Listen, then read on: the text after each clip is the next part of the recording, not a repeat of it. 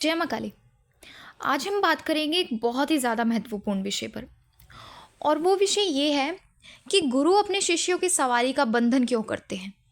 और ये सवाल कहीं ना कहीं हम सबके मन में आता है कि क्या इसके पीछे गुरु की ही गलती होती है कि वो अपने शिष्यों की सवारी का बंधन करते हैं, या इसमें शिष्यों की भी गलती होती है। तो इन सब बातों को आज हम अच्छे से इस वीडियो के माध्यम से जानेंगे। और अगर आप इस बारे में समझना चाहते हैं कि वास्तविकता क्या है, क्यों एक गुरु अपने शिष्यों के साथ ऐसा करते हैं, उनका ऐसा करने के पीछे क्या कारण होते हैं, या कैसे व्यक्ति ये सब कार्य करते हैं, तो इस वीडियो को एंड तक ज़रूर देखें। और अगर आप हमारे चैनल पर नए हैं और हमारी वीडियो को पहली बार देख रहे हैं तो हमारे चैनल को सब्सक्राइब कर लीजिए, क्योंकि हमारे चैनल पर आपको इस प्रकार की भक्ति, पूजा पाठ, साधनाएं, मंत्र, माँ काली या अन्य देवी देवताओं से जुड़ी जानकारियाँ मिलती रहेंगी। तो चलिए वीडियो को शुरू करते हैं। तो सबसे पहले हम ये जान लेते हैं कि क्या एक गुरु अपने शिष्यों की सवारी का बंधन कर सकते हैं या नहीं। तो इसका सीधा सीधा जवाब है हाँ, गुरु बड़ी ही सरलता से अपने शिष्यों की सवारी का बंधन कर सकते हैं। और ऐसा इसलिए होता है क्योंकि जब एक शिष्य गुरु धारण करता है तो गुरु अपनी शक्तियों को, यानी जिन भी देवीय शक्ति की वो उपासना करते हैं, वो उन शक्तियों को अपने शिष्यों को भी प्रदान करते हैं। और गुरु दीक्षा के समय गुरु शिष्यों से वचन लेते हैं, और जो शिष्य के शरीर पर सवारी आ रही होती है उनसे भी वचन लेते हैं। तो इस तरह से जो भी शक्तियाँ उस शिष्य के शरीर पर आती हैं वो सभी गुरु की आज्ञा का पालन करती है। और गुरु की आज्ञा का पालन हर शक्तियाँ करती हैं, क्योंकि शक्तियाँ गुरु के आदेश पर ही चलती हैं। तो इस तरह से गुरु बड़ी ही सरलता से अपने शिष्यों की सवारी का बंधन कर देते हैं। और अगर गुरु चाहे तो वो बिना शिष्य के पास आए, यानी कि अगर गुरु दूर रहते हैं और शिष्य भी उनसे कहीं दूर रहता है, चाहे वो आपस में ना मिले, फिर भी गुरु अपने शिष्यों के शरीर में अच्छी सवारी का भी प्रवेश करवा सकता है और बुरी सवारी का भी प्रवेश करवा सकता है। तो इसलिए कभी भी गुरु को हल्के में नहीं लेना चाहिए या गुरु की निंदा नहीं करनी चाहिए। जितना हो सके अपने गुरु से अच्छे संबंध बनाकर रखें, अपने गुरु की आज्ञा का पालन करें। लेकिन वहीं कुछ ऐसे गुरु भी होते हैं जो बड़े ही स्वार्थी होते हैं, या लालची होते हैं, या लोभी होते हैं, या अपने शिष्यों से वो जलते हैं। यानी कुछ गुरु ये चाहते हैं कि उनके शिष्य कभी भी उनसे आगे ना जाए। वो डरते हैं कि अगर उनके शिष्य उनसे ज़्यादा शक्तिशाली हो गए तो उनके शिष्यों का ही नाम होगा, गुरु को कोई नहीं पूछेगा और उनका शिष्य उनके नियंत्रण में नहीं रहेगा। और ऐसे गुरु अपने शिष्यों की सवारी को बांध देते हैं, जो बिल्कुल गलत है। क्योंकि गुरु को कभी भी अपने मन में ऐसा नहीं लाना चाहिए कि मेरा शिष्य मुझसे आगे चला जाएगा या उसका मुझसे ज़्यादा नाम होगा। क्योंकि जब एक व्यक्ति का नाम होता है या कोई उसको जानता है तो सबसे पहले व्यक्ति यही पूछते हैं कि उनके गुरु कौन है। क्योंकि कोई भी व्यक्ति जन्म से तो नहीं सीखता। एक व्यक्ति अपने गुरु के माध्यम से या अपने माता पिता के माध्यम से या जो भी उनके मार्गदर्शक होते हैं उन्हीं के द्वारा वो सीखता है और आगे बढ़ता है।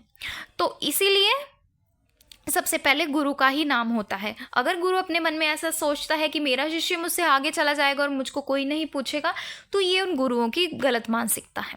अगर शिष्यों का नाम होता है तो गुरु का उनसे पहले नाम होता है। तो इस तरह से जो कुछ गुरु होते हैं, जो लोभी या लालची गुरु होते हैं, जो बुरी मानसिकता वाले गुरु होते हैं, यानी कि जो अपने इस गुरु तत्व की लाज नहीं रख, अपने गुरु के ओहदे का सम्मान नहीं करते, वो इस प्रकार से अपने शिष्यों की सवारी का बंधन कर देते हैं या अपने शिष्यों की शक्तियों का इस्तेमाल करते हैं। और कई गुरु तो ऐसे भी होते हैं, अगर उनके शिष्यों पर कोई अच्छी सवारी आ रही है या किसी देवी देवता की सवारी है तो वो उस सवारी को अपने शिष्यों से उतार लेते हैं और उसके बदले अपने शिष्यों के इस शरीर में बुरी सवारी का प्रवेश करवा देते हैं, उनको ये कहकर कि ये कोई देवी देवता है। और शिष्यों इन बातों से अनजान होते हैं और वो उसी बुरी शक्तियों को देवी देवता मानकर पूजा करने लग जाते हैं। लेकिन आगे चलकर जब उनके घर में कठिनाइयाँ शुरू होती है तब जाकर उन्हें पता चलता है कि उनके गुरु ने उनके साथ धोखा किया है। तो इस तरह से कुछ जो गुरु होते हैं वो अपने शिष्यों की सवारी का बंधन कर देते हैं।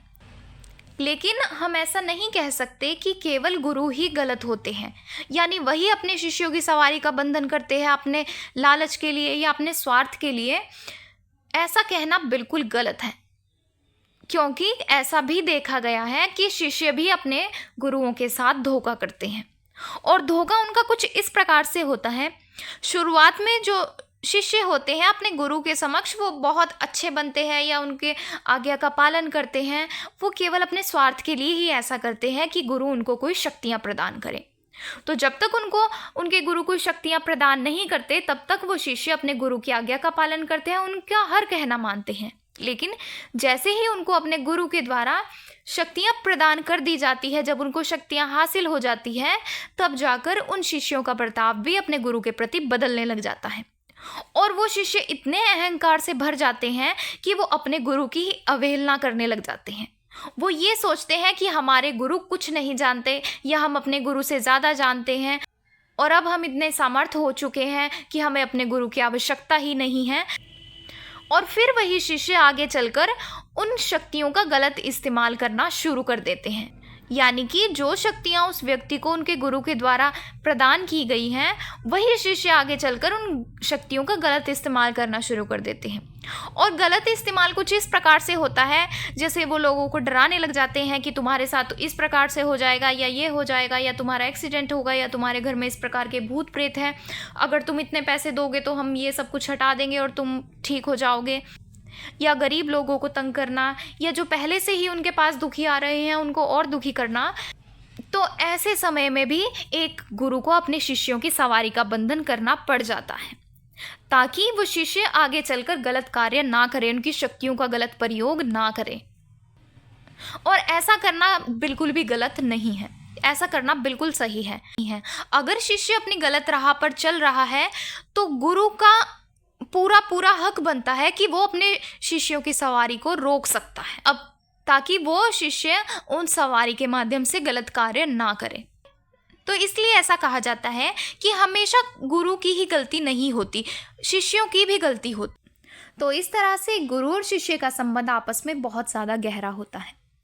और जैसे कि मैंने शुरू में बताया कि जब कोई व्यक्ति गुरु दीक्षा लेता है यानी कि कोई व्यक्ति गुरु धारण करता है तो गुरु की शक्तियाँ उस व्यक्ति को सहारा देती हैं। लेकिन अगर गुरु चाहे तो दूर बैठा हुआ भी शिष्यों की सवारी को वापस बुला सकता है।